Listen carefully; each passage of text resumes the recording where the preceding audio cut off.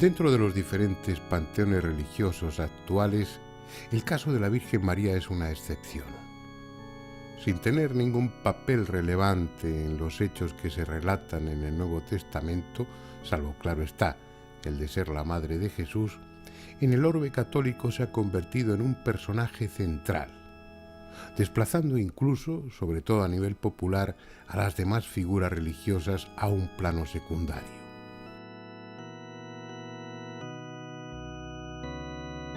Hay razones de índole psicológico para ello, porque en la experiencia individual la madre ha desempeñado desde siempre un papel más cercano afectivamente que el del padre, actuando como intermediaria entre éste y los hijos. La presencia de una diosa madre está en el inconsciente colectivo y con diferentes atributos se ha mantenido vigente a lo largo de los milenios, ya sea como figura principal o secundaria en las muchas religiones que se han sucedido en el curso de la historia. Ese papel de madre universal, amorosa y cercana, que intercede ante Dios frenando su cólera o moviéndole a la compasión en beneficio del hombre, es el que representa a la Virgen María dentro del catolicismo. Bien, y conociendo las razones psicológicas y de otro tipo por las que la Virgen, dentro de la devoción popular, ocupa el papel de una diosa madre, ocupémonos nosotros ahora de sus apariciones, de las llamadas apariciones marianas. Pero como es lógico, no desde la fe, sino como simples observadores. Una de las primeras cosas que llama la atención es su enorme número. Aunque el ciudadano medio tenga la impresión de que se reducen a poco más de una docena, las que de una u otra forma la Iglesia ha reconocido hasta principios del siglo pasado, lo cierto es que las apariciones marianas se han producido en centenares, quizá millares de ocasiones y con características similares.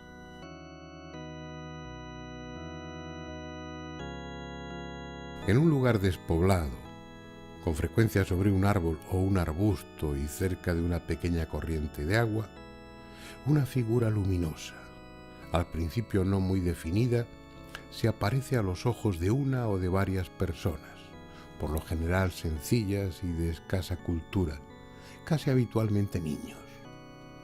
Al poco, la figura se acaba definiendo como una mujer joven y bella.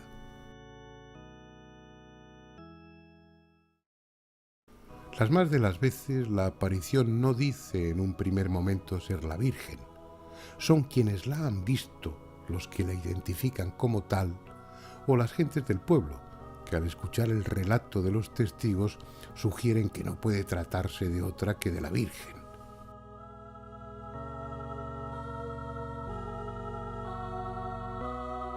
Esas circunstancias son las que se dieron precisamente en uno de los lugares más importantes de la devoción mariana, Fátima.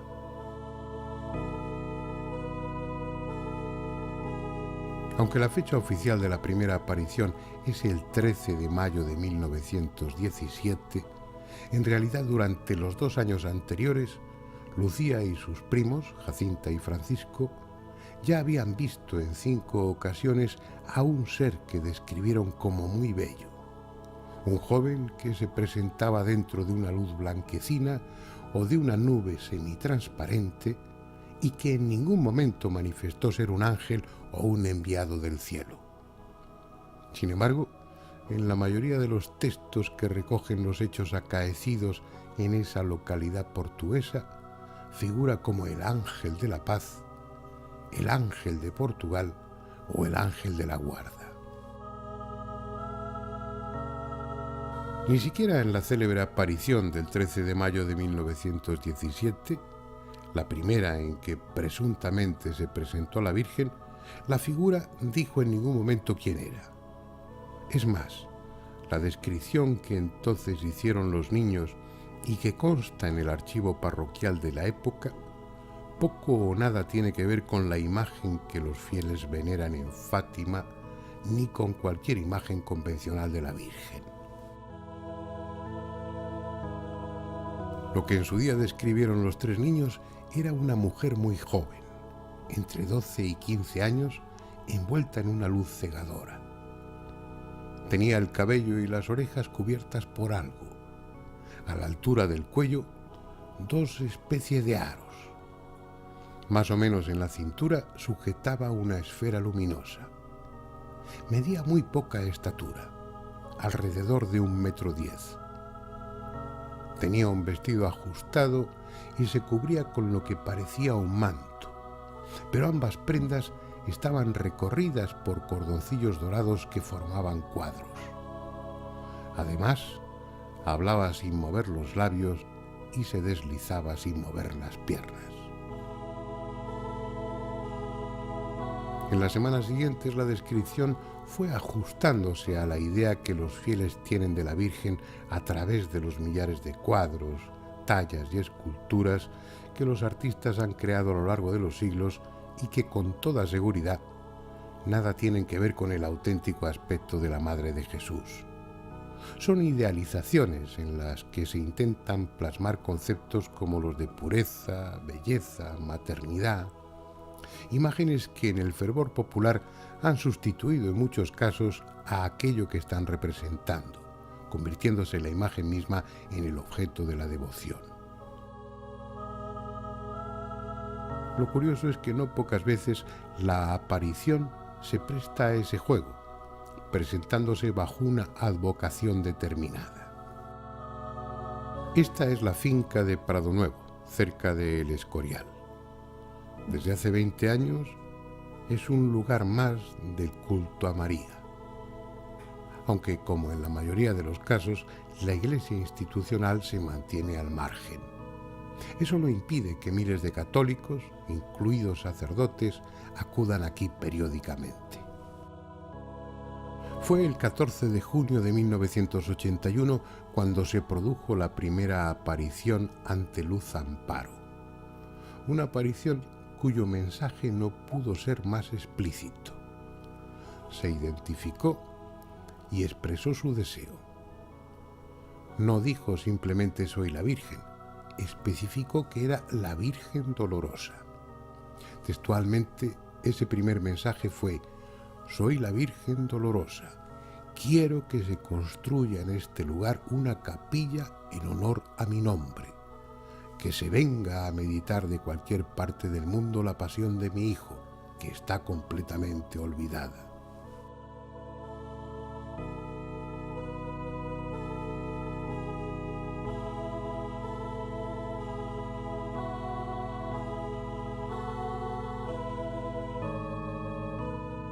Cuando en 1961 las 4 niñas videntes de Garabandal empezaron a ver a quien decía ser el arcángel San Miguel, este les anunció que la Virgen se les aparecería bajo la forma de la Virgen del Carmen, escapulario incluido. Y así fue. El domingo 2 de julio de ese año, a las 6 de la tarde, la supuesta Virgen se presentó ante ellas con el mismo aspecto y atributos que la Virgen del Carmen tiene en cualquier iglesia. La descripción que hicieron las niñas fue textualmente así.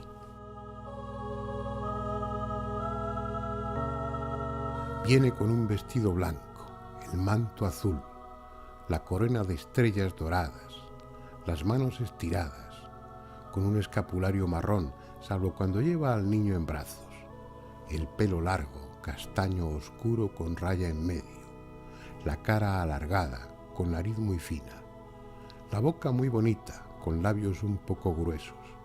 Aparenta unos 17 años y es más bien alta.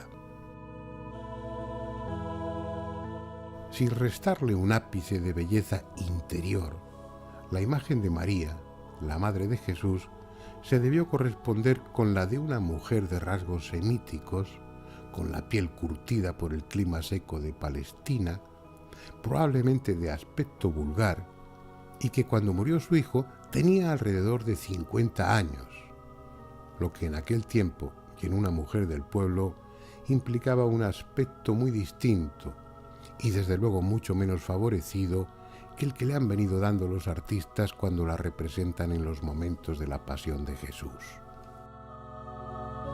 apareciese como una mujer madura, de bondadoso rostro, provisto de algunas arrugas, sería mucho más acorde con las circunstancias. No obstante, es preciso tener en cuenta que al hablar de la imagen que se aparece, lo hacemos indirectamente, porque solo son los videntes los que ven a la aparición. La gente de alrededor, a veces miles de personas, no ven a entidad alguna del panteón religioso, solo ven a los videntes sumidos en un extraño trance.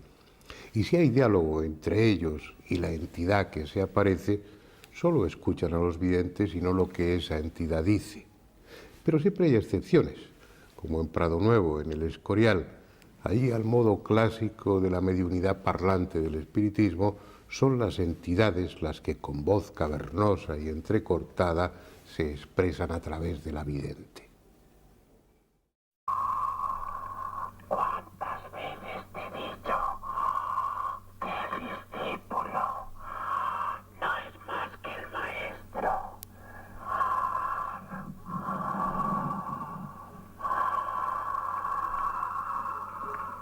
Piensa, hija mía, que a mí, siendo el maestro, no me honraron en mi tierra. Tú no eres más que yo, hija mía. Pero también piensa que yo te llamé y tú oíste mi voz. No es cuestión ahora de juzgar la enjundia de los mensajes, pero sí es cierto que la forma de transmitirlos se presta a sospechas. Los videntes pueden estar fingiendo, pueden caer en trances histéricos o simplemente padecer algún trastorno mental que curse con alucinaciones. Y sin duda esa es la explicación de algunas de las apariciones marianas, pero en la mayoría esa explicación no vale, las cosas no son tan sencillas. Vamos a volver a Garabandal para seguir hablando de ello. Fue el 18 de junio de 1961. 4 niñas, Conchita, Jacinta, Loli y Maricruz, estaban jugando como cualquier otro día cuando, tras oírse una especie de trueno, una de ellas, Conchita, cayó en trance con la vista perdida y estática. Las otras 3, alarmadas por su estado, se disponían a ir al pueblo en busca de ayuda cuando también súbitamente cayeron en trance y compartieron la misma visión que Conchita. Un típico y hermoso ángel con alas rosadas y envuelto en brillante luz.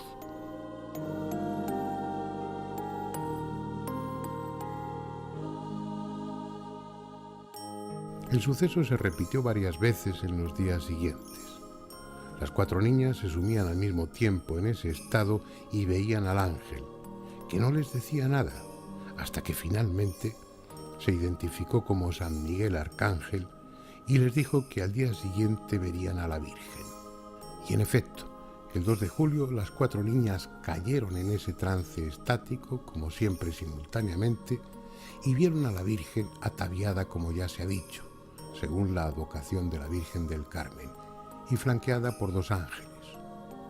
Durante muchos minutos habló con ellas ante la expectación de una gran multitud de personas que no veían imagen alguna ni oían nada.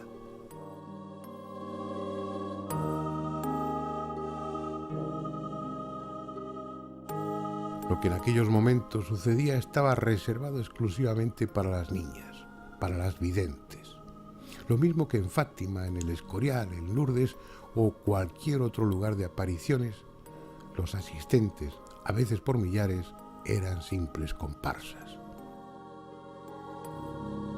¿Por qué entonces el convencimiento por parte de muchos de ellos de que las visiones son auténticas y que es realmente la Virgen quien se aparece? De un lado está la necesidad o el deseo de creer, es cierto, pero de otro están los fenómenos, a veces espectaculares, que se producen en torno a los videntes y que los testigos interpretan como una confirmación de que algo sobrenatural está sucediendo allí. Aunque las visiones protagonizadas por las niñas, especialmente por Conchita, solo duraron de 1961 a 1965, Garabandal sigue vivo, convocando a multitud de fieles y curiosos llegados de todo el mundo. Y no sería así de no haberse producido en su momento acontecimientos que parecían refrendar el carácter milagroso de los mensajes. Acontecimientos protagonizados en su mayoría por las propias niñas, corroborados por innumerables testigos, fotografías y filmaciones, y que siguen siendo inexplicables. Como se ha comentado, caían simultáneamente en trance, aunque estuviesen cada una en diferente lugar del pueblo o de los alrededores. Entonces, con los ojos fijos, mirando hacia arriba, echaban a correr sin reparar en dónde ponían los pies, pero sin tropezar ni caerse, pese a lo abrupto del terreno, hasta juntarse las cuatro en un mismo sitio, con frecuencia en el Cerro de los Pinos, y sin abandonar su estado de éxtasis, iniciar allí el diálogo con la Virgen. De la naturaleza auténtica de los trances no parece haber duda. Como eran tan frecuentes, hubo muchas ocasiones en las que la gente, incluidos varios médicos, pudieron comprobar la ausencia de reflejos y la anestesia, siendo pellizcadas, pinchadas e incluso quemadas con cigarrillos sin que manifestaran reacción alguna.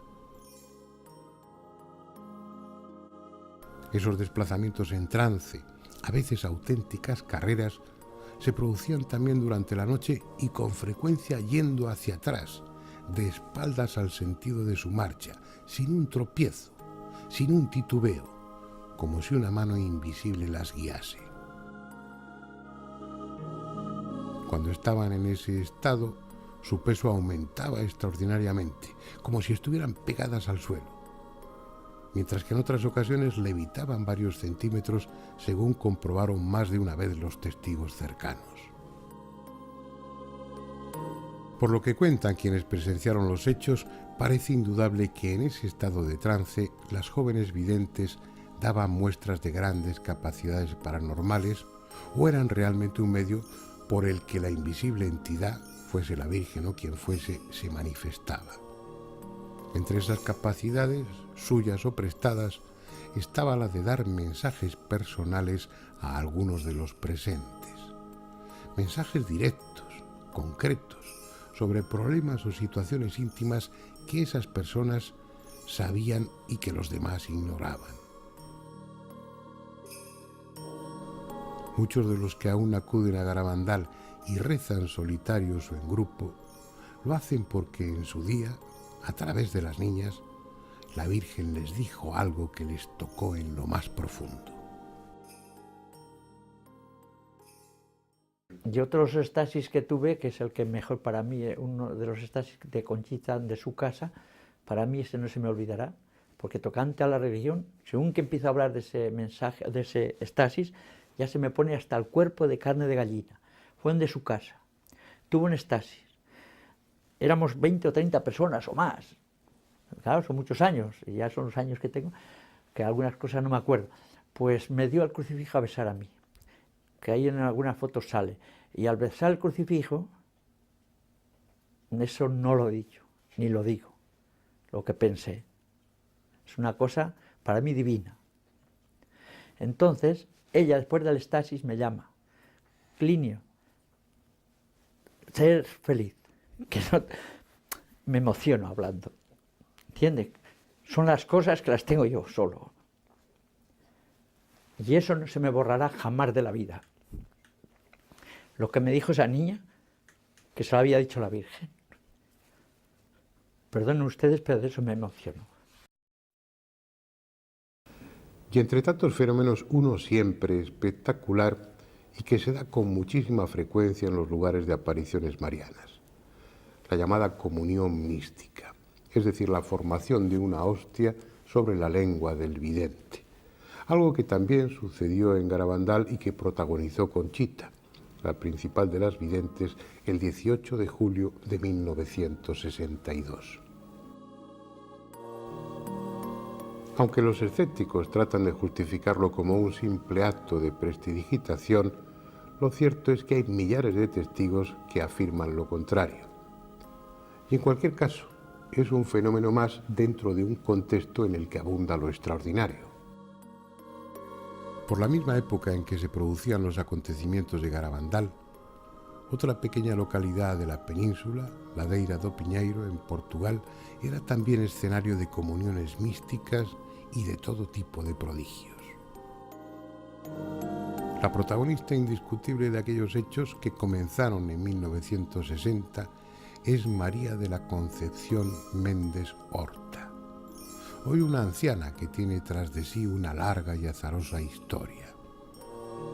En sus éxtasis, durante los que se produjeron abundantes comuniones místicas, estigmatizaciones y, según innumerables testigos, levitaciones de hasta varios metros por encima del suelo, los mensajes que recibía de Jesús o de la Virgen señalaban a Ladeira como la continuación de Fátima. La extraordinaria acumulación de fenómenos insólitos, en los que además de los espectaculares trances de María de la Concepción hubo hostias sangrantes, analizadas en París y en Madrid, donde se certificó su carácter milagroso, así como sangraciones periódicas de una imagen de Cristo, atrajeron a tal cantidad de fieles que la policía del entonces dictador Salazar intervino apaleando a los congregados, cerrando los accesos a Ladeira y deteniendo a María para juzgarla. La razón no era otra que acabar con un centro mariano que amenazaba con convertirse en serio competidor de Fátima, tan solo a 30 kilómetros de distancia. Hoy todo está tranquilo. Ladeira goza de una muy discreta fama bajo el apadrinamiento de la Iglesia Ortodoxa, y como en Garabandal, Fátima, Lourdes o cualquier otro lugar de apariciones, los fenómenos de aparente origen milagroso son ya tan modestos como escasos. Y es que una de las características comunes a estos lugares es su temporalidad.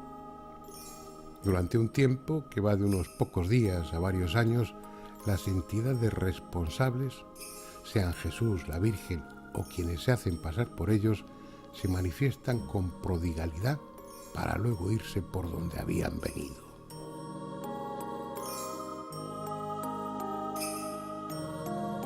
Es una estrategia incomprensible.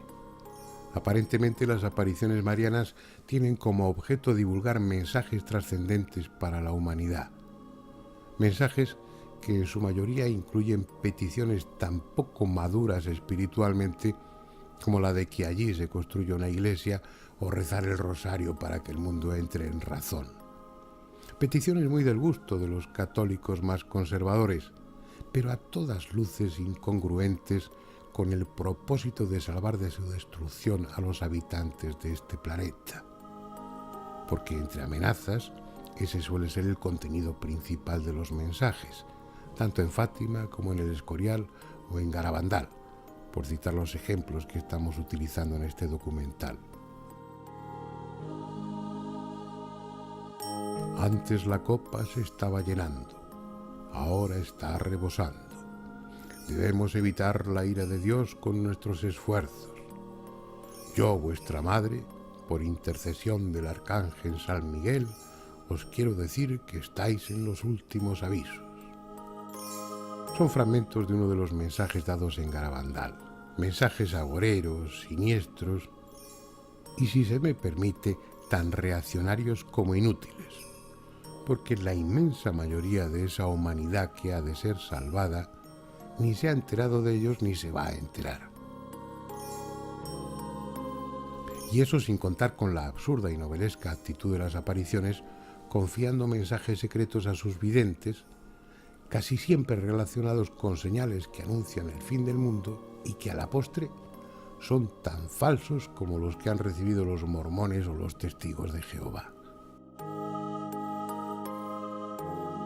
Incluso cuando esas entidades se han propuesto producir una aparición convincente que fuera vista por todos y no solamente por los videntes, el resultado ha sido más espectacular que piadoso.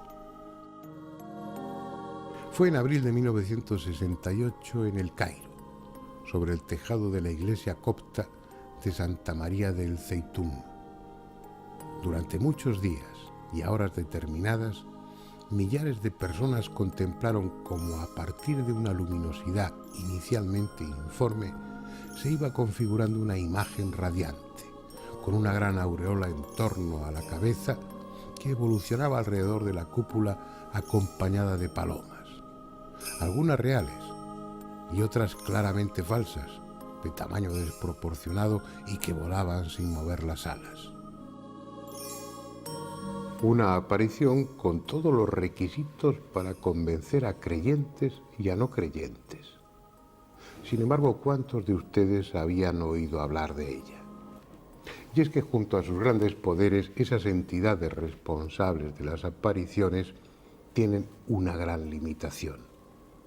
No pueden aparecerse en todos los lugares y al mismo tiempo. Más bien da la impresión de que nos encontramos ante un fenómeno sociológico de pequeños grupos que ante auténticos mensajes destinados a toda la humanidad. Un solo gesto de alguien realmente omnipotente haría que tan trascendentes mensajes fueran conocidos en el mismo instante por todos y cada uno de los habitantes del planeta. O los mensajes son un puro camelo, o quien hay detrás de ellos procede con un criterio selectivo a todas luces injusto. En ambos casos, el sentido común sugiere que no se trata de la Virgen o de Jesús. Pero si no es así, tendremos que admitir que alguien con grandes poderes está jugando con nosotros.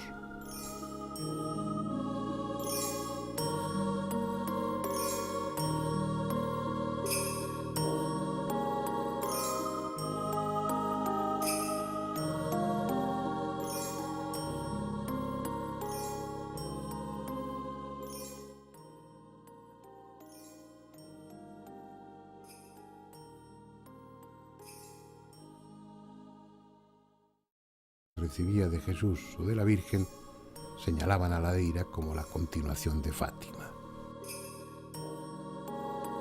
La extraordinaria acumulación de fenómenos insólitos, en los que además de los espectaculares trances de María de la Concepción hubo hostias sangrantes, analizadas en París y en Madrid, donde se certificó su carácter milagroso, así como sangraciones periódicas de una imagen de Cristo, atrajeron a tal cantidad de fieles que la policía del entonces dictador Salazar intervino apaleando a los congregados, cerrando los accesos a Ladeira y deteniendo a María para juzgarla.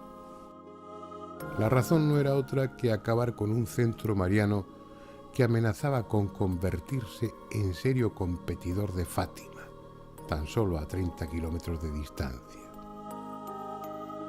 Hoy todo está tranquilo.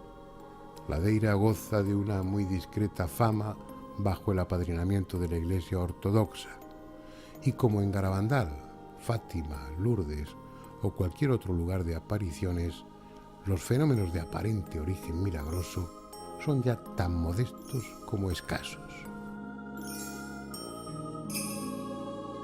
Y es que una de las características comunes a estos lugares es su temporalidad.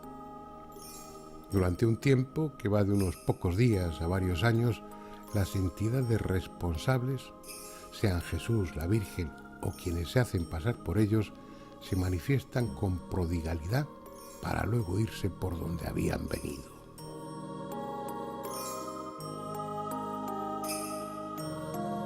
Es una estrategia incomprensible. Aparentemente las apariciones marianas tienen como objeto divulgar mensajes trascendentes para la humanidad. Mensajes que en su mayoría incluyen peticiones tan poco maduras espiritualmente como la de que allí se construya una iglesia o rezar el rosario para que el mundo entre en razón. Peticiones muy del gusto de los católicos más conservadores, pero a todas luces incongruentes con el propósito de salvar de su destrucción a los habitantes de este planeta. Porque entre amenazas, ese suele ser el contenido principal de los mensajes, tanto en Fátima como en El Escorial o en Garabandal, por citar los ejemplos que estamos utilizando en este documental. Antes la copa se estaba llenando, ahora está rebosando. Debemos evitar la ira de Dios con nuestros esfuerzos. Yo, vuestra madre, por intercesión del arcángel San Miguel, os quiero decir que estáis en los últimos avisos, en uno de los lugares más importantes de la devoción mariana, Fátima.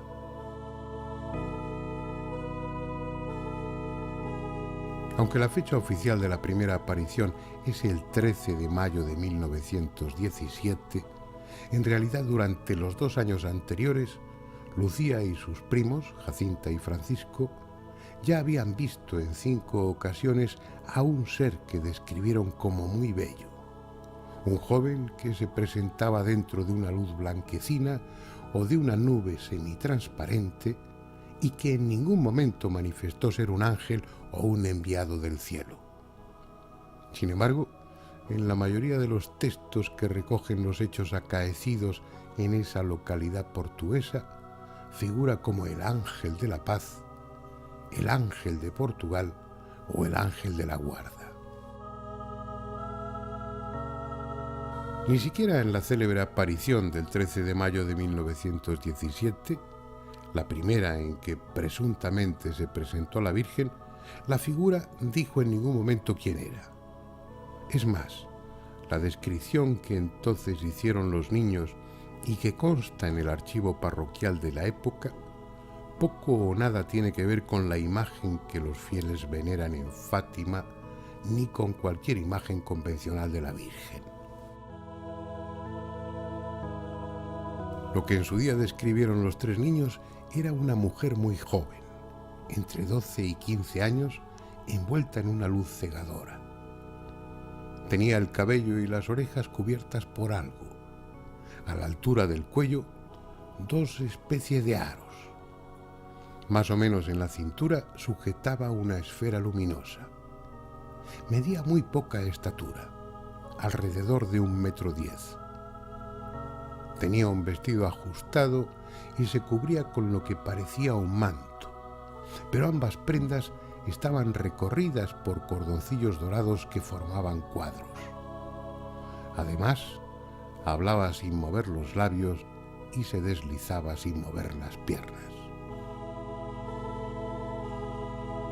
En las semanas siguientes la descripción fue ajustándose a la idea que los fieles tienen de la Virgen a través de los millares de cuadros, tallas y esculturas que los artistas han creado a lo largo de los siglos y que con toda seguridad nada tienen que ver con el auténtico aspecto de la Madre de Jesús.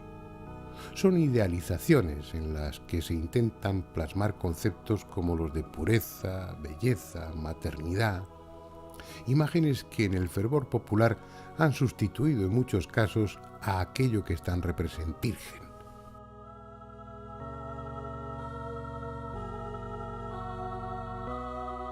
Esas circunstancias son las que se dieron precisamente en uno de los lugares más importantes de la devoción mariana, Fátima.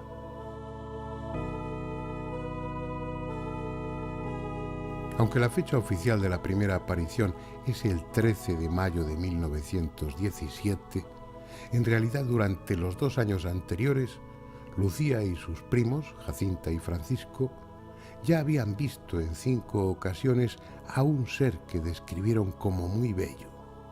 Un joven que se presentaba dentro de una luz blanquecina o de una nube semitransparente y que en ningún momento manifestó ser un ángel o un enviado del cielo.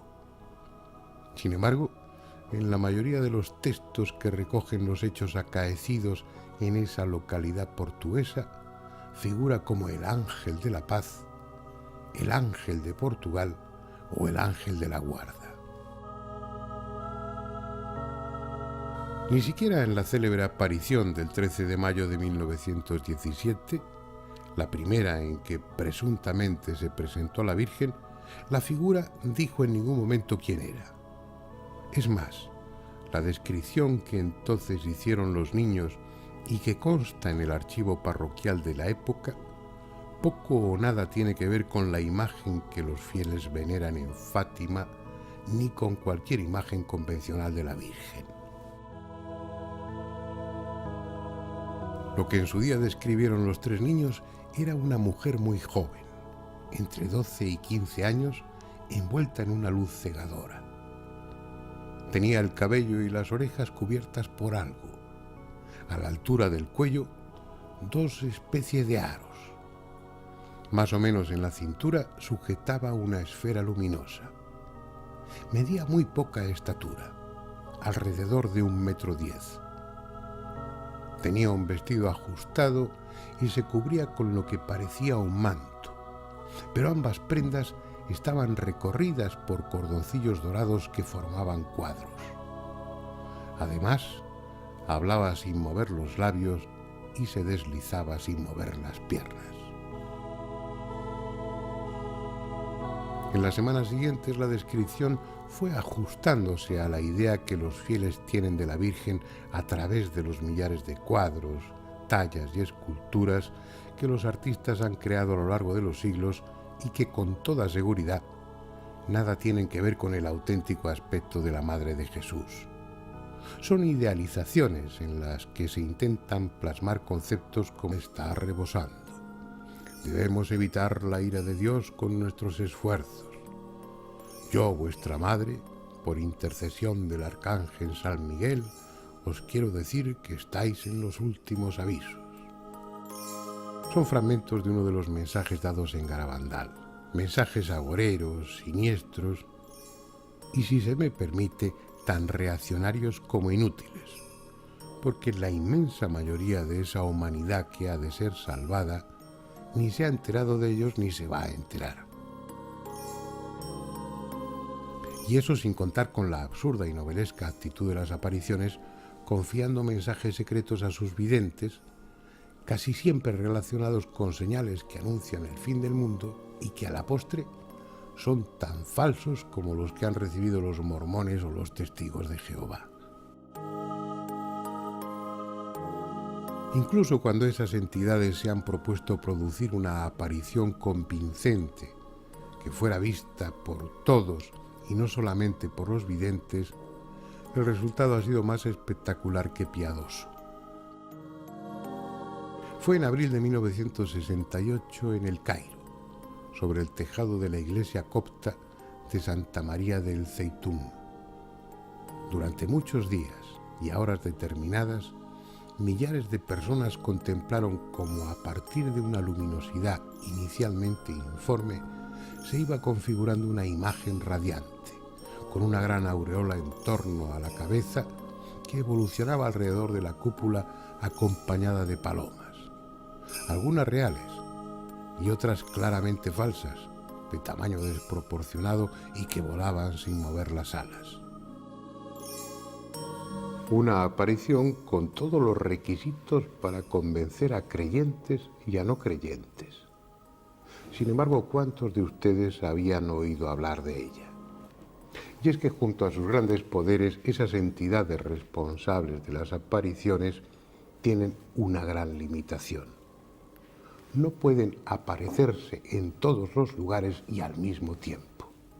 Más bien da la impresión de que nos encontramos ante un fenómeno sociológico de pequeños grupos que ante auténticos mensajes destinados a toda la humanidad.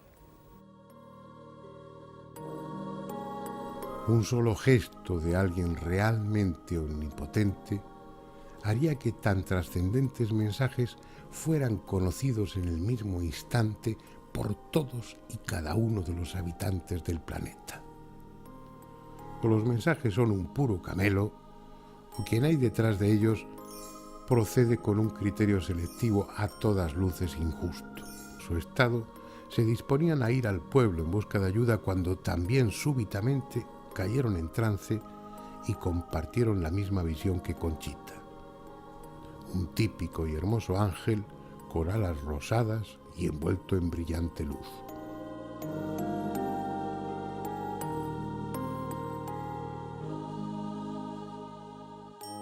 El suceso se repitió varias veces en los días siguientes.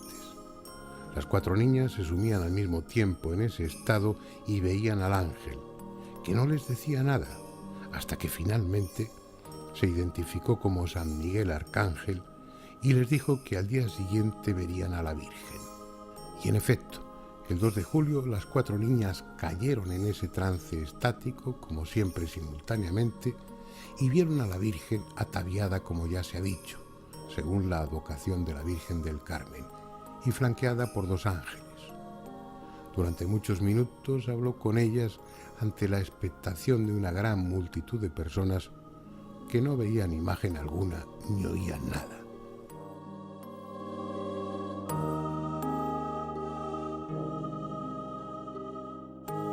Lo que en aquellos momentos sucedía estaba reservado exclusivamente para las niñas, para las videntes.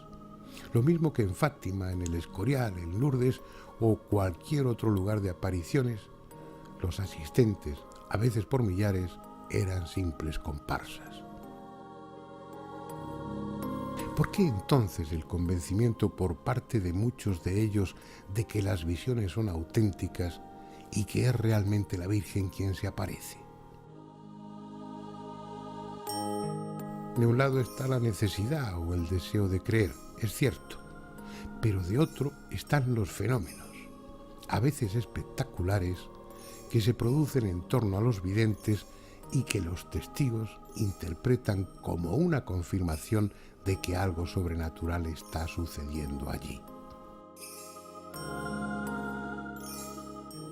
Aunque las visiones protagonizadas por las niñas, especialmente por Conchita, solo duraron de 1961 a 1965, Garabandal sigue vivo, convocando a multitud de fieles y curiosos llegados de todo el mundo. Y no sería así de no haberse producido en su momento acontecimientos que parecían refrendar el carácter milagroso de los mensajes. Acontecimientos protagonizados en su mayoría por las propias niñas, corroborados por innumerables testigos, fotografías y filmaciones, y que siguen siendo inexplicables. Como se ha comentado, caían simultáneamente en trance en los lugares de apariciones marianas.